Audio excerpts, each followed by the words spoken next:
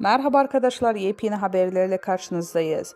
Hande Erçel ile ayrılmasının ardından uzun bir süre sessizlik kalan Hakan Sabancı, sosyal medya hesabından yeni paylaşım ile gündeme geldi. Ünlü iş insanı spor salonunda çektirdiği bir kareyle dikkatleri üzerine topladı. Sosyetenin tanınmış isimlerinden Hakan Sabancı ile oyuncu Hande Erçel bir dönemin en güzel çiftlerinden biriydi. Hatta evlenme planları yapıldığından bahsediliyordu. Ancak sürpriz bir şekilde yollarını ayırdılar.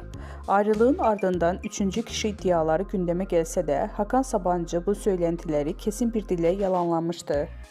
Son olarak Paris Moda Haftası'nda katılan Tuğba Büyüküstü'nün fotoğrafını beğenmesiyle kısa süreliğine dikkat çeken Sabancı, daha sonra bu hareketini geri çekmişti.